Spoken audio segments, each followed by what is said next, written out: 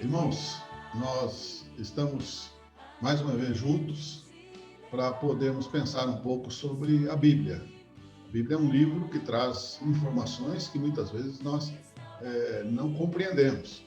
E o texto que vamos tratar é de Oséias, capítulo 6, do versículo de 1 a 3, que diz assim, não é? Ele diz assim: Vinde e tornemos para o Senhor, porque ele nos despedaçou e nos sarará. Fez a ferida e a ligará. Depois de 2 dias nos revigorará, ao terceiro dia nos levantará e viveremos diante dele. Conheçamos e prossigamos em conhecer ao Senhor, como a alva, a sua vinda é certa. E ele descerá sobre nós como a chuva seródia que rega a terra. É interessante, esses dias eu vi um filme, Esperando pelo Milagre. É muito interessante o filme, porque são os pais aguardando o médico falar sobre a cirurgia, e eles estão torcendo para que não tenha cirurgia, porém seu filho está passando mal, que tem uma enfermidade no cérebro. E não dá para transferir o dia da cirurgia. É necessária, porém, eles não gostariam que fosse daquele jeito. E o filho está indo para ser operado, diz os pais na porta ali da sala de cirurgia, quando ele vai só. Essa experiência é bastante difícil, né? E ele diz: pai, eu estou com medo. Mas o pai o anima e diz: eu estou aqui do outro lado te esperando. Eu achei isso muito interessante. Eu conheço cirurgião que cirurgião no caso cardíaco, que eles me dizem que quando o paciente é levado até ele e ele diz o que é necessário, o paciente se entrega totalmente naquele sono profundo. Depois da anestesia, ele fica desligado de tudo. É algo incontrolável, ele não tem mais controle, ele está anestesiado. É um exercício total de dependência. A Bíblia, ela nem sempre mostra Deus chamando o seu povo para festa, para comemoração. Porque sabe que nas festas, nós muitas vezes perdemos a noção de vigilância constante e de vermos a nossa limitação.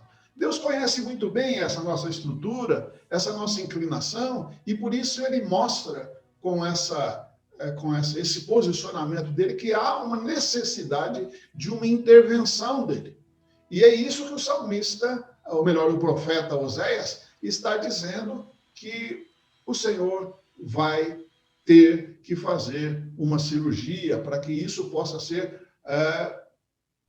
melhorado, que a saúde venha perfeitamente. Oséias era um profeta que aprendia e dependia de Deus o tempo todo. E Deus lhe mostrou que o povo estava fora do caminho. E por isso, Oséias convoca o povo dizendo: vamos voltar para o Senhor. Ele diz isso no versículo 1, ele diz: tornemos para o Senhor. Significa que já estiveram com o Senhor e não podem esquecer de ficar junto do Senhor. Por isso ele diz: vinde, fiquemos próximos, não nos distanciemos, fiquemos aqui colados no Senhor, porque Deus trabalha como pastor nosso, que tem o seu cajado, a sua vara e cuida dos seus e tem compromisso com esses. Pois ele nos corrige, nos disciplina, nos acolhe, nos ama.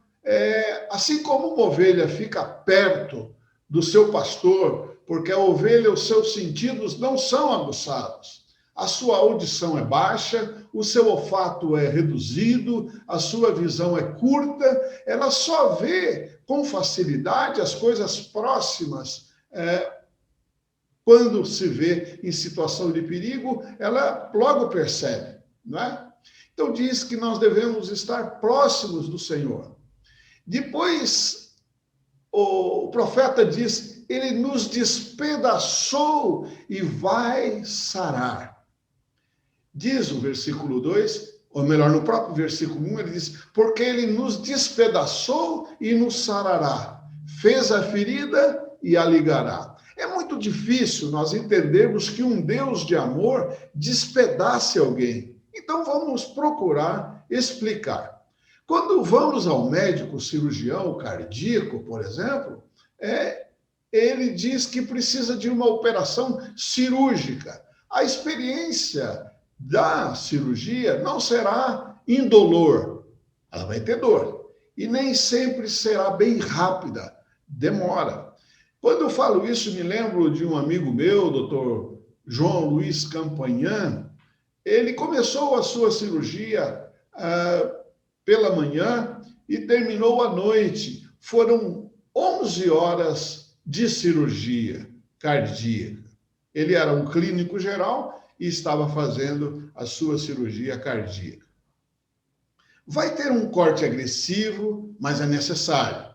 Vai causar dor, mas vai curar. Vai deixar marcas para que fique a lembrança de que aconteceu uma intervenção.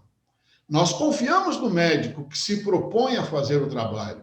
Ele é o único que está habilitado para executar aquela missão, para realizar aquele trabalho. E depois o texto também fala que depois de um curto tempo nós estaremos refeitos. Ele diz no versículo 3, ou melhor, no versículo 2, depois de 2 dias nos revigorará, ao terceiro dia nos levantará e viveremos diante dele. Quando Deus intervém, existe um processo de restauração total. Não precisa de reparos naquilo que ele realiza. Em curto tempo, conseguimos ver que as nossas forças foram aumentadas, ele nos coloca de pé diante dele. Estaremos sempre gratos ao cirurgião e pediremos que, a partir daquela hora, ele, o cirurgião, nos acompanhe dando as orientações de como viver de forma saudável. A cirurgia é boa quando ensina. E por isso ele diz no versículo 3, conheçamos e prossigamos em conhecer o Senhor como alva, a sua vinda é certa. Ele descerá sobre nós como a chuva seródia que rega a terra. Aqui o profeta usa 2 palavras importantes. Primeiro ele diz, conheçamos. Oséias vê a importância de conhecer ou chegar ao entendimento pleno da verdade sobre o caso, que no caso é Deus. Né? Precisamos conhecê-lo de perto. Ele está passando um período de intensa intimidade com Deus. A revelação que está sendo dada para ele é muito clara. E Deus faz uma comparação a Oséias para ele ter noção para quem ele estava ensinando, a quem ele estava ensinando. Ele chama a nação de Israel como uma mulher adúltera que trai o seu próprio marido. E ele fala isso em Oséias mesmo.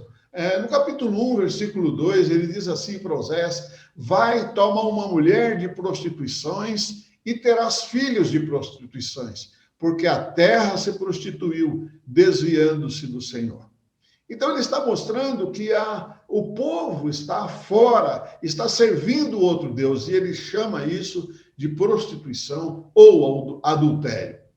Depois de Deus se irar, então Deus diz a Oséias aquelas palavras que já dissemos, mas no versículo acima, ele diz, irei e voltarei para o meu lugar, até que se reconheçam culpados e busquem a minha face.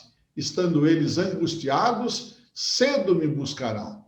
Nessa situação em que Deus diz que vai se recolher, até que se reconheçam culpados e busquem a Deus, ficarão angustiados e imediatamente o buscarão. Deus está querendo mostrar que ele vai se ausentar para que o povo perceba a falta que faz, a presença de Deus, a bênção de Deus sobre as suas vidas.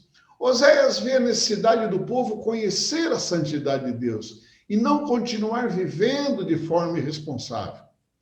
E a segunda palavra que ele usa, ele diz prossiga, ou melhor, não só conheça, mas também permaneçam firmes, continuem em obediência, não se apoiem na sua força de trabalho ou no destaque social ou religioso que vocês têm, porque Deus não vai levar em conta a aparência, porque Deus virá como o sol da manhã, quando achamos que a noite não vai terminar, chega o sol. E ele está fazendo essa comparação, Oséias está fazendo essa comparação, que o Senhor vai chegar como o sol da manhã, brilhando, ele vai chegar mostrando a sua glória. Isso é certo que acontecerá. Será algo público, porque virá do céu, será como uma chuva, será algo que será público, notório e trará refrigério, cura,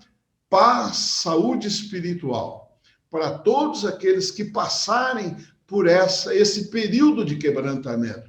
Todos nós precisamos ter essa experiência de quebrantamento para que Deus nos molde, nos instrua, nos capacite de uma forma que Ele dá a forma, assim como o oleiro dá forma ao vaso, Deus dá forma à nossa vida. E essa ação de Deus vai nos trazer uma vivificação e vai nos transformar, vai nos renovar, vai nos fortalecer para que nós estejamos em todo tempo servindo a Ele com precisão, com uma vida espiritual saudável, alguma coisa que não tenha resquício, porque o Senhor não tem comunhão com o pecado, com a desobediência, porque quando isso acontece, é necessário que Ele tome essas ações, Ele nos quebrante, nos quebre, nos restaure,